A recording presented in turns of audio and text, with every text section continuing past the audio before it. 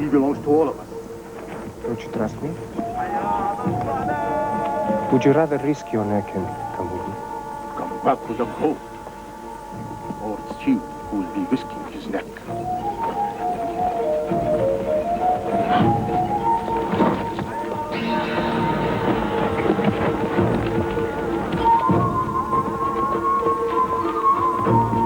It's time to let go.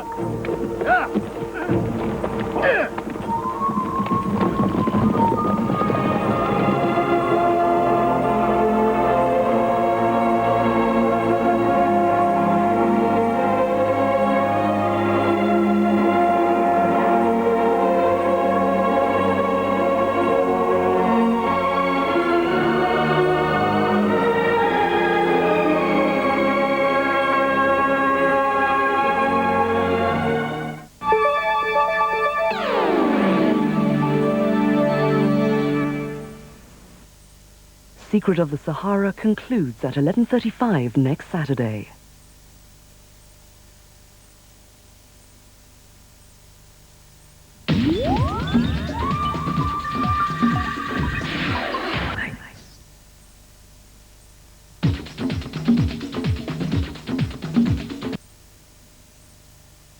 How to advertise an iced tea called Liptonice in a new and surprising way. Well, that's what it says on the script.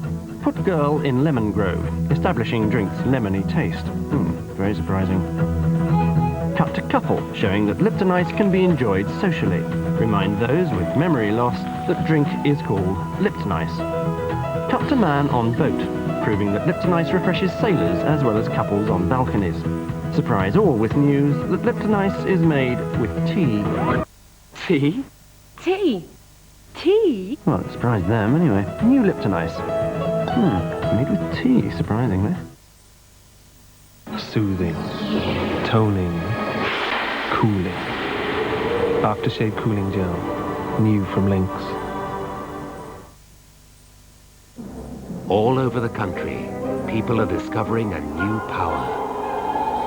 The power to shift more tough stains first time. It's new Persil power. And it has a unique patented accelerator that makes it work faster and harder on difficult stains like chocolate ice cream. Let's do a really tough test. A short wash against an ordinary micro powder. Look how fast the accelerator powers Persil into action. The micro is slower. It'll need another wash. But new Persil power worked. First time, first wash. New Persil power gives everyone the power to get more tough stains out. First time, first wash.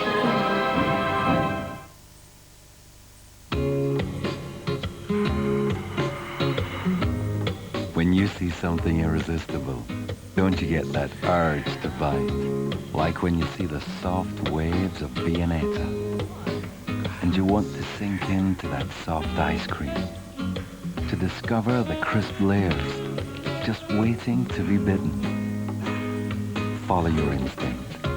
That's Wall's Viennetta, soft enough to bite.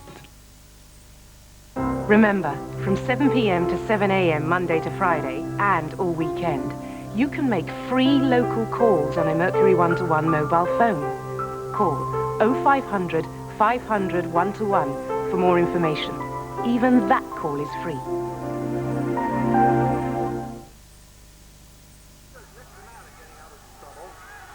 Incredibly. Unbelievably. And just as famously smooth. Straight from the fridge with the new Smooth Flow device, Tetley in cans is now as smooth as Tetley on draft. Uncannily smooth.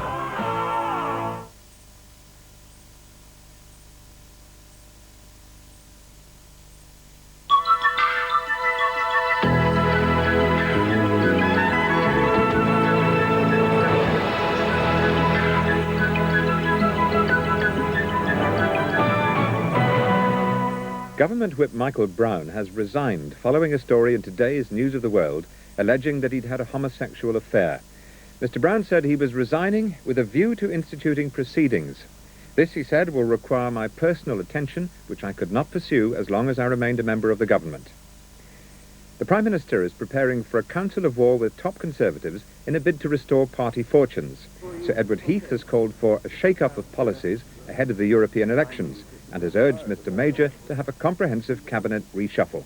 What he's got to do is, having reviewed the policies and the mistakes, get the right people in the right places. The body of a Catholic priest who'd been missing for 5 days in Ireland has been found shot dead.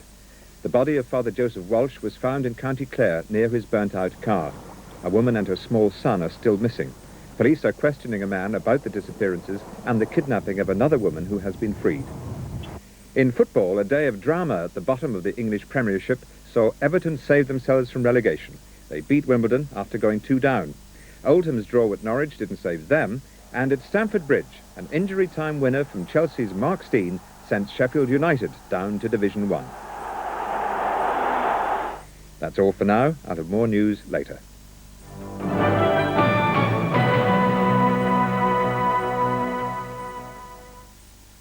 One day, one of my daughter's best friends nearly died choking on a sweet. But I'd done a Red Cross first aid course and thankfully knew what to do. When I did a first aid course, I never realised when it would come in handy, till one day my daughter was at a Brownie carol concert. I was watching, but one of the Brownies was clearly distressed. She was holding her throat and choking. As I rushed forward, I realised that something was stuck in her throat, and I grabbed hold of her, got her across my knee, held her head up and bashed her between the shoulder blades, and this sweet shot out onto the ground. She took a great breath and started breathing again. And in that instant, I realised that if I hadn't have been there or somebody trained, she probably would have died. If you want to learn how to save a life, ring 071 284 5040 for a fact sheet on first aid. That's 071 284 5040.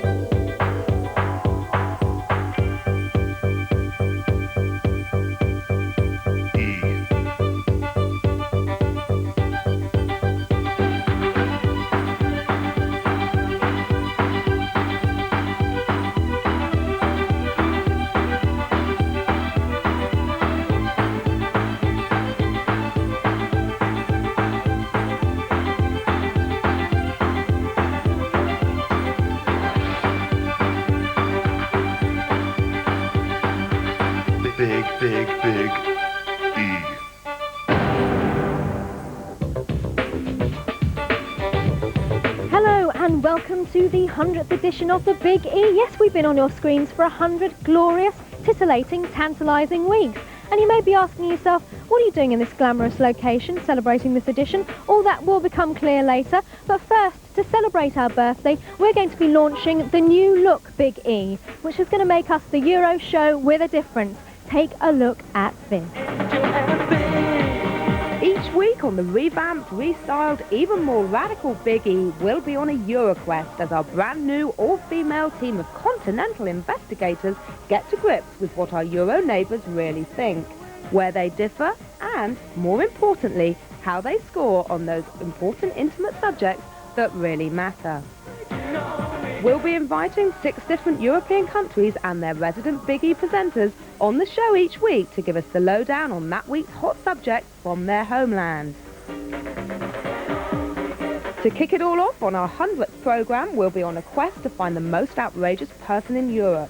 And battling it out this week, we've got Dominica in Sweden, Irina in Russia, Sonny in Holland, Chris in France, Claudia in Italy, and Anne-Marie in the UK. And cramming our bulging birthday bonanza to the brim, we've also got music from the Buzzcocks and these Animal Men.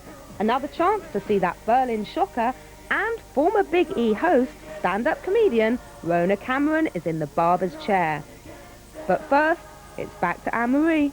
Here we are in the UK with Britain's contender for most outrageous person, who is Ian Hinchliffe. So Ian, why do you think you're the most outrageous person in Europe? Well, my dear, it's a long story really, but to cut it short, I was once welded into a steel suit, you know, in the men's streets of Birmingham. My father doesn't like me very much because I do these strange sort of things, but however, I've got to press on doing it, haven't you, anyway? And what sort of thing will you be doing for us later, Ian? Ah, that's a surprise. OK, well, join us later and find out what else Ian has up his sleeve. But first, over to the continent.